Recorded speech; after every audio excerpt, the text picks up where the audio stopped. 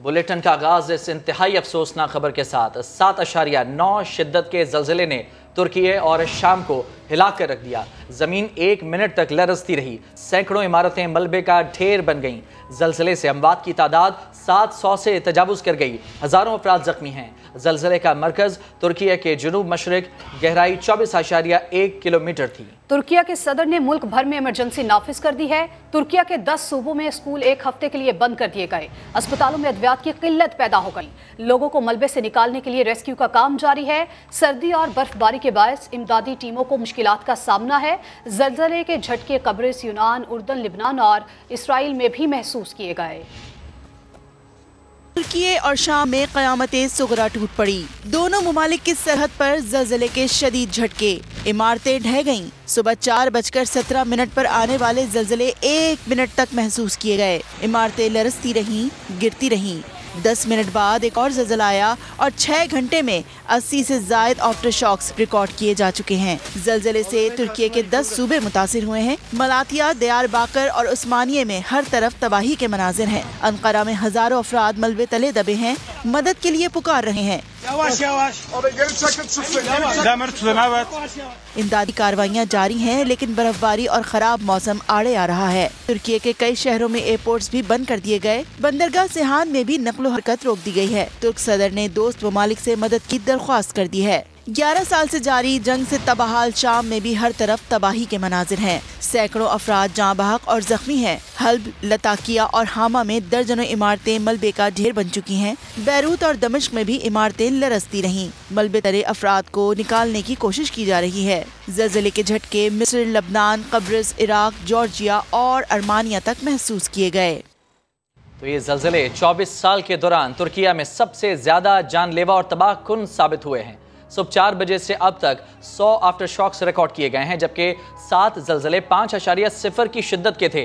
ये झटके इतने खौफनाक थे कि इमारतें लरजती रहीं, गिरती रहीं। तो तुर्की और शाम में इस जलजले ने क़यामत ढा दी है। हर तरफ तबाही के मनाजर देखे जा सकते हैं।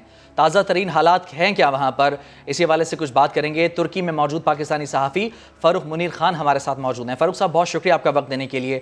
असर बहुत ही अफसोसनाक सूरत हाल देखी जा रही है। आंखों देखे मनाजिर बताइए, क्या सूरत हाल है तुर्की में? ये बता दीजिएगा कि नुकसानात का जो एदाद शुमार है वो क्या सामने आ सके हैं? हलाकतें, ज़ख्मी कितने अब तक?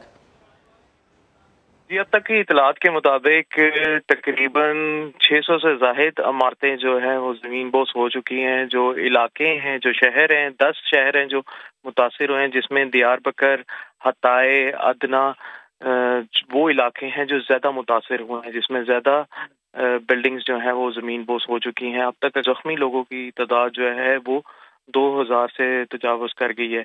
लेकिन अभी भी जो ये फिगर्स हैं, नंबर्स हैं, इन पे कोई हतमी नतीजा नहीं निकाला जा सकता, क्योंकि जिस तरह से डिजास्टर एंड इमरजेंसी मैनेजमेंट इदारा काम कर रहा है, वैसे वैसे ही तादाद बढ़ती जा रही है। और एक आफ्टर शॉक का जो सिलसिला है वो भी अब तक जारी है। फारूक साहब, कहिएगा अस्पतालों और सड़कों की हालत कैसी है और एयरपोर्ट्स ऑपरेशनल हैं? और ये भी बताइएगा कि किस किस्म की इमारतों को शदीद नुकसान पहुंचा है? जी, ऐसा ही है। अब तक जो बिल्डिंग्स हैं, ज़्यादातर जो बिल्डिंग्स ज़मीन बोस हुई हैं वो ज़्यादातर वो बिल्डिंग्स हैं जो 15 साल 20 साल पुरानी बिल्डिंग्स हैं। जो हॉस्पिटल्स हैं या जो कुछ अदारों की बिल्डिंग्स हैं उनको एज सच कोई नुकसान नहीं पहुंचा, लेकिन हताए में जो एयरपोर्ट का रनवे है उसको नुकसान पहुंचा है। और कुछ सड़कें ऐसी हैं जो आप कह लें कि मेन शाहराएं हैं, उनको नुकसान पहुंचा है। तो इसलिए जो मैनेजमेंट का इदारा है, डिजास्टर मैनेजमेंट का इदारा है, उसको काम करते हुए थोड़ी सी तकलीफ का सामना है। बाकी शहरों से, इस्तांबुल से और बाकी तुर्की के शहरों से टीमें इस टाइम मुतासिर शहरों में पहुंच रही हैं।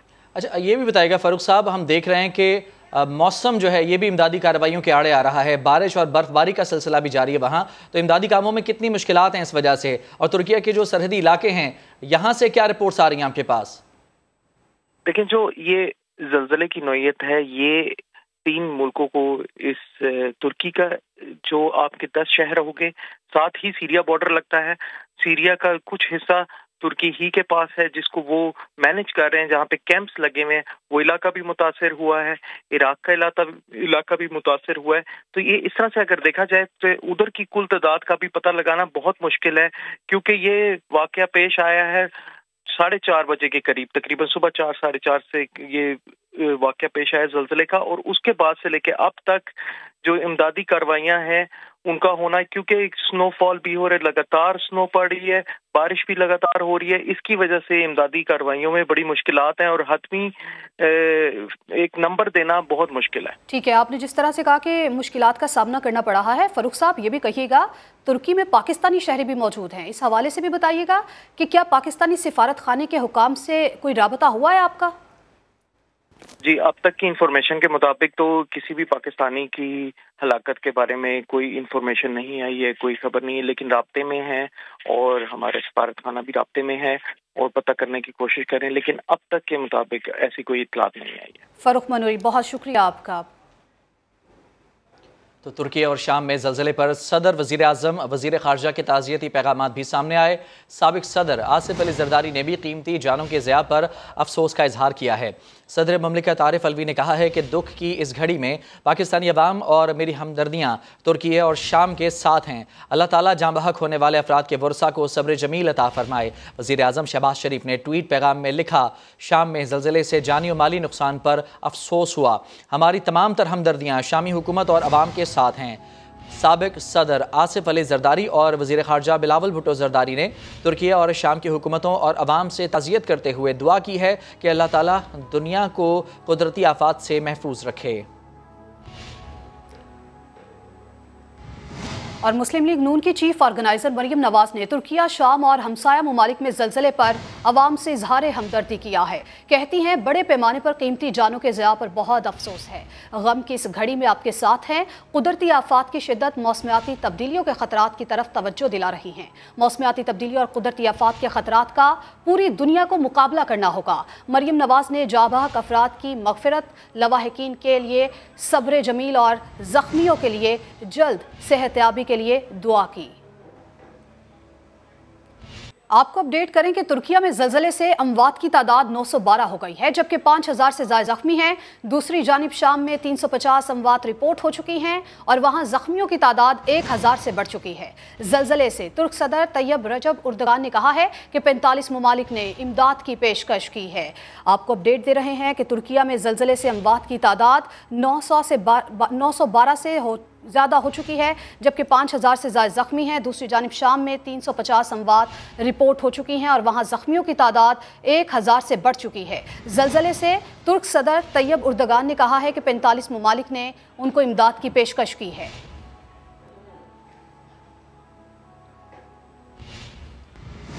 और अब कुछ दीगर खबरें शामिल करते हैं। साबिक़ सदर परवेज़ मुशर्रफ की दुबई से मैयत पाकिस्तान रवानगी में ताख़ीर हो रही है। सिफारती हुकाम का कहना है कि खुसूसी तैयारा अब शाम को पाकिस्तान पहुंचेगा। मज़ीद जानते हैं इस्लामाबाद से समा की नुमाइंदा खुसूसी सुमेरा खान हमारे साथ मौजूद हैं। सुमेरा, बताइएगा कितनी ताख़ीर हो रही है, क्या एक्सपेक्ट किया जा रहा है, कितने बजे तक ये फ़्लाइट जो है पाकिस्तान पहुँच जाएगी? जी, इसमें दो चीज़ों की वजह से ताख़ीर हुई है। पहला, कुछ कागजात मिसिंग थे, उनके पासपोर्ट, उनके जो जब हयात थे उनके ट्रैवल डॉक्यूमेंट्स जो थे वो कुछ ज़रूरी कागज़ी कार्रवाई के लिए चाहिए थे, मगर गालिबन उसमें कुछ ताख़ीर हुई, वो नहीं मिले। सिफारत खाना भी उनके साथ मुसलसल राब्ते में है। दफ्तर ख़ारजा की जो तर्जुमान है हमारी मुमताज़ ज़हरा बलोच, वो भी राब्ते में है, उनसे भी हमारी बात हुई है और कुछ देर में शायद वो इस हवाले से कोई और बयान भी जारी करेंगे। पहले सपहर पहुंचना था, फिर ये पहली मंजिल जो थी वो नूर खान एयरबेस इस्लामाबाद थी, मगर वो भी बदला गया है। अब सुनने में ये आ रहा है कि फैमिली, जो उनके खानदानी ज़राए हैं, उनके मुताबिक वो कराची ले जाना चाहते हैं डायरेक्टली। और मैंने कुछ देर पहले इन्फॉर्म भी किया था इसी हवाले से कि खुसूसी तैयारा जो है वो शाम 7 बजे के इर्द गिर्द जो है वो कराची लैंड करेगा और गुलमोहर पोलो ग्राउंड जो है मलीर कैंट, वहाँ पर इनकी तदफीन की जो है वो तैयारी की जाएगी। तैयारी में साहिबा मुशर्रफ साहिबा के अलावा उनके साहबजादे बिलाल और उनकी जो बेटी है वो भी उनका भी दुबई उनकी आमद का इंतजार किया जा रहा था। अब उम्मीद है कि वो भी इसी तैयारी में। बहुत शुक्रिया आपका सुमेरा तफसीलात के लिए। आगे बढ़ते हुए बात करेंगे मुस्लिम लीग नून की चीफ ऑर्गेनाइजर मरियम नवाज के इमरान खान पर ताक ताक कर वार। कहती हैं पीटीआई ने पाकिस्तान को IMF के पास गिरवी रख दिया, ये जाते जाते पाकिस्तान को मुश्किलात में झोंक गए। IMF की शराइत मानना हमारी मजबूरी है, हम रिलीफ देना भी चाहें तो अवाम को रिलीफ नहीं दे पा रहे। मरियम नवाज ने कहा कि जाली केसेस में हमने सैकड़ों पेशियां भुगती, लेकिन हीरे जवाहरात लेने वाले और फॉरेन फंडिंग में मुलव्वस को कोई हाथ नहीं लगा सकता। जराइम में मुलव्वस शख्स को रियायत क्यों मिल रही है? यकतरफा फैसले नहीं चलेंगे, कानून अपना रास्ता लेगा, जुर्म की सजा भुगतना पड़ेगी। कहा वो 5 माह डेथ सेल में रहे। नवाज शरीफ जेले भुगत कर आए, 2-2 दिन की कैद में ये पुलिस वालों के गले लगकर रोने लगे। बेफैज होते ही इन्हें समझ आ गई। एक ही वादा आई थिंक उनका वफा हुआ है कि मैं इनको रुलाऊंगा। मेरा ख्याल है वो अपनी जमात की बात कर रहे थे। एक इंतकाम होता है और एक अपने जराइम की जवाबदेही होती है। और जो कहते थे जान अल्लाह ताला को देनी है, मगर जवाब भी देना पड़ेगा। एक इंसान जिसने अदालत में झूठ बोला है, अपने खानदान के अफराद को छुपाया है और आज वो जवाब देने से भाग रहा है। मनी लॉन्ड्रिंग की आपने, इंग्लैंड में क्लब्स में झूठे मैच करवाए और वो पैसा आप पाकिस्तान लेकर आए। तो आपको सिर्फ इसलिए बेल आउट दे दिया जाए क्योंकि आप एक सियासतदान के का नकाब आपने ओढ़ा हुआ है कि आप जराइम करें, लोगों को धमकियां दें, उनके खानदानों को डराएं धमकाएं और आप साफ बच के निकल जाएं। ये नहीं होगा। वो डैम वाले बाबा जी का जो इस वक्त हशर हुआ है, खोसा साहब ने जो किया है, जो नाइंसाफी हुई है, इंसाफ का मेयार एक नहीं होगा तब तक ये मुल्क आगे नहीं बढ़ेगा। हुकूमत ने ऑल पार्टीज कॉन्फ्रेंस में शिरकत की बाकायदा दावत ना देने का तहरीक इंसाफ का बहाना मुस्तरद कर दिया है। APC के कन्वीनर अयाज सादिक का कहना है कि तहरीक इंसाफ के एक नहीं 3 रहनुमाओं से मुलाकात और राब्ता करके दावत दी गई है। हुकूमत की जानिब से ऑल पार्टीज कॉन्फ्रेंस में शिरकत की बाकायदा दावत ना देने का तहरीक इंसाफ का ये बहाना मुस्तरद कर दिया गया है। तहरीक इंसाफ के मौक़िफ़ पर हुकूमत की जानिब से जवाब सामने आ गया। APC के कन्वीनर सरदार अयाज सादिक का मौक़िफ़ सामने आया है। परवेज़ खटक, असद कैसर, एजाज शाह से मुलाकात और राब्ते किए। अयाज सादिक की जानिब से कहा गया है, अयाज सादिक ने कहा कि तीनों रहनुमाओं को APC में शिरकत की दावत दी गई है। रहनुमाओं से कहा है कि वो दावत नामा इमरान खान तक पहुंचा दें। और दूसरी जानिब वफाकी वज़ीर कानून आज़म नज़ीर ताड़र कहते हैं कि इंतखाबात में इल्तवा की आइन में इजाज़त मौजूद है। इसके लिए नई कानून साजी की ज़रूरत नहीं, लेकिन इसके लिए ठोस वजूहात का होना ज़रूरी है। मजाक नहीं होना चाहिए। कोई भी आइनी काम इस वजह से गैर आइनी नहीं होता कि वो मुकर्ररा मुद्दत के बाद किया जाए। बड़ा हॉट टॉपिक है सर। अगर सर 90 दिन के बाद इलेक्शन होते हैं सूबाई असम्बलियों के, तो उन इलेक्शंस की क्या हैसियत होगी सर? आइन बनाने वालों ने ये बात ज़हन में रखी थी। आइन में एक मौजूद है कि कोई भी आइनी काम इस वजह से गैर आइनी नहीं होता कि वो मुकर्ररा मुद्दत में नहीं किया गया, लेकिन उसके लिए वैलिड रीजंस होनी चाहिए। ऐसे मजाक नहीं होना चाहिए सर। तो 90 दिन के बाद अगर इलेक्शन होते हैं सर, तो कानून साजी करनी पड़ेगी सर? नहीं, मेरे ख्याल में कानून साजी की जरूरत नहीं है। जो कॉम्पिटेंट अथॉरिटीज है उन्हें वैलिड रीजंस देना होती है। और अब ये खबर है कि एक्सपोर्टर्स ने डॉलर बेचने शुरू किए तो खरीदने वाले भी आ गए। इंटरबैंक मार्केट में डॉलर नीचे आने में मजामत करने लगा। इंटरबैंक में डॉलर ₹1.58 सस्ता होकर 275 रुपए पर आ गया। मजीद जानते हैं समा के नुमाइंदे रिजवान आलम हमारे साथ मौजूद हैं। रिजवान, बताइए क्या तफसीलात हैं? जी देखिए, जब ये खबरें आई कि पाकिस्तान और IMF का प्रोग्राम जो है वो जुमेरात तक जो है वो बातचीत जो है वो फ्रूटफुल हो जाएगी और ये प्रोग्राम बहाल हो जाएगा जुमेरात तक, तो उसके बाद आज सुबह हमने देखा कि इंटरबैंक मार्केट में जो है वो एक्सपोर्टर्स ने अपने डॉलर सेल करने शुरू किए थे और एक मौके पर जो है वो इंटरबैंक मार्केट में डॉलर जो है वो पूरे 4.5 रुपए सस्ता होकर जो है 272 रुपए पे भी आ गया था। लेकिन उसके बाद हमने देखा कि जैसे जैसे डॉलर की सप्लाई थोड़ी बेहतर हुई तो खरीदार भी आ गए, क्योंकि बहुत सारे कंटेनर जो है पोर्ट्स के ऊपर से फंसे हुए, दरामदार बहुत सारी रुकी हुई, तो डॉलर की तलब अभी भी बरकरार है। इसी वजह से हमने जो है देखा कि डॉलर मज़ाहमत कर रहा था और इस वक्त डॉलर जो है वो 1.5 रुपए सस्ता हुआ इंटरबैंक मार्केट में और 275 रुपए पे वापस आ गया है, जबकि ओपन करेंसी मार्केट में तफसीलात के लिए रिजवान। Welcome back. इस्लामाबाद में पुलिस के हाथों कत्ल होने वाले नौजवान उसामा सती के वरिसा को इंसाफ मिल गया। सेशन अदालत ने 2 मुजरिमान को सजाए मौत और 3 को उम्र कैद की सजा सुना दी। पुलिस एहलकारों ने नौजवान को जनवरी 2021 में ताक़ुब करके कत्ल किया था। मकतूल के वालिद ने फैसले को इंसाफ की फतह करार दे दिया। इस्लामाबाद से असलम खोकर की रिपोर्ट देखिए। शहर इक़्तिदार में 22 साल नौजवान उसामा सत्ती के कातिल पुलिस एहलकार इबरतनाक अंजाम से दो चार। सब इंस्पेक्टर इफ्तिखार अहमद और कांस्टेबल मोहम्मद मुस्तफा को फांसी, कांस्टेबल सईद अहमद, शकील और मुदस्सिर मुख्तार को उम्र कैद की सजा। एडिशनल सेशन जज जेबा चौधरी ने फैसला सुना दिया। कमरा अदालत के बाहर जज्बाती मनाजिर, मकतूल के वर्सा एक दूसरे के गले लग कर रोते रहे। उसामा सत्ती के वालिद ने कहा, आज इंसाफ जीत गया। आज अल्लाह की मेहरबानी से हमें जाना वो फतह नसीब हुई है। मेरा बेटा तो वापस नहीं आ सकता है, लेकिन ये हम सब की फतह है, सिर्फ मेरी फतह नहीं है, इंसाफ की जीत है। वकील इस्तिगासा ने कहा कि ये फैसला जालिमों के लिए इबरत का सामान बनेगा।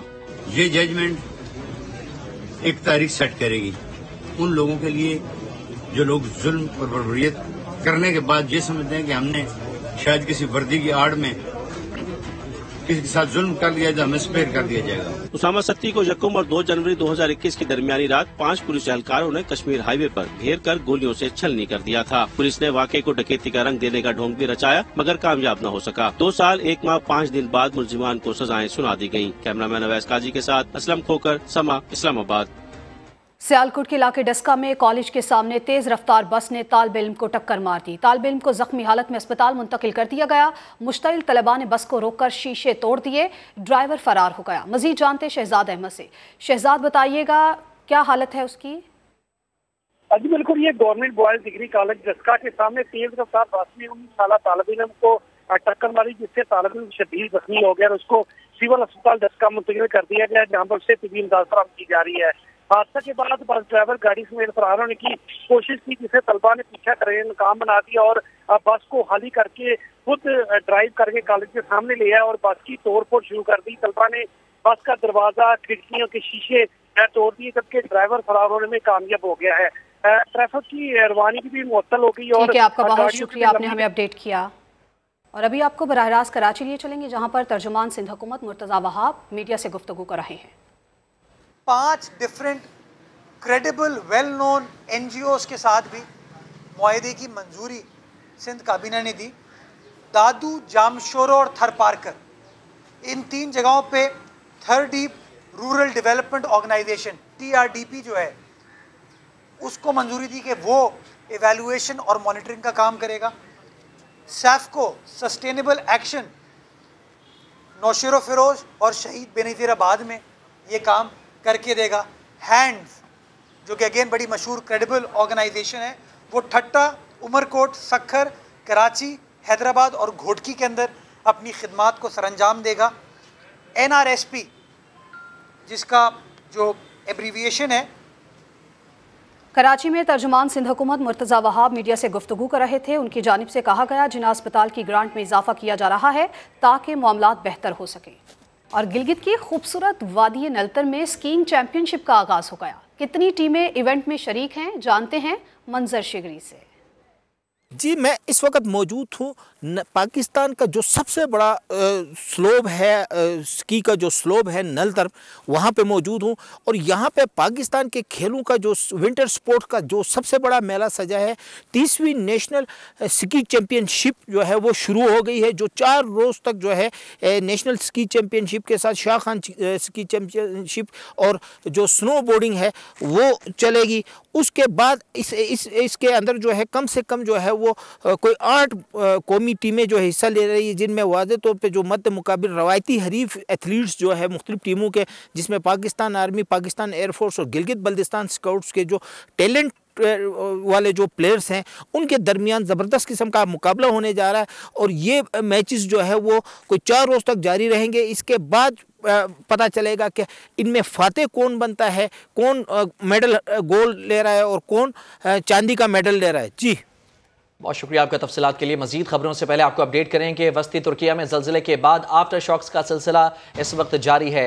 शिद्दत 7.5 रिकॉर्ड की गई है। एक और आफ्टर शॉक 7.5 शिद्दत का ये रिकॉर्ड किया गया है। शाम के दारुल हुकूमत दमिश्क में भी ज़लज़ले के झटके महसूस किए गए हैं। शाम के मुतादिद शहरों में आफ्टर शॉक्स का सिलसिला जारी है। आपको बता रहे हैं वस्ती तुर्किया में ज़लज़ले के बाद आफ्टर शॉक्स का सिलसिला जारी है। शिद्दत 7.5 रिकॉर्ड की गई है। शाम के दारुल हुकूमत दमिश्क में भी ज़लज़ले के झटके महसूस किए गए। शाम के मुताबिक शहरों में आफ्टर शॉक्स का सिलसिला जारी है।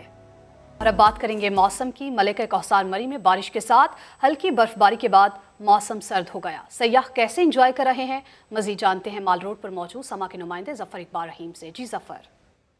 जी बिल्कुल, मलिका कौसार मरी में आज सुबह बारिश के साथ होने वाली हल्की बर्फबारी के बाद यहाँ का मौसम सर्द लेकिन खुशगवार हो गया है। बर्फबारी के बाद सयाहों की जो बड़ी तादाद है वो यहाँ के तफरीह मुकामात कश्मीर पॉइंट, पिंडी पॉइंट, माल रोड, भूरबन और पतराडा में यहाँ के खूबसूरत मौसम और नज़ारों से लुत्फ़अंदोज़ होती नज़र आ रही है। सयाह यहाँ पर जिस जगह पर बर्फ़ मौजूद है वहाँ पर बर्फ़ के साथ खेलने के अलावा सेल्फी और जो अपनी तस्वीर को है, अपनी यादों को अपने कैमरों में महफूज करते नज़र आ रहे हैं।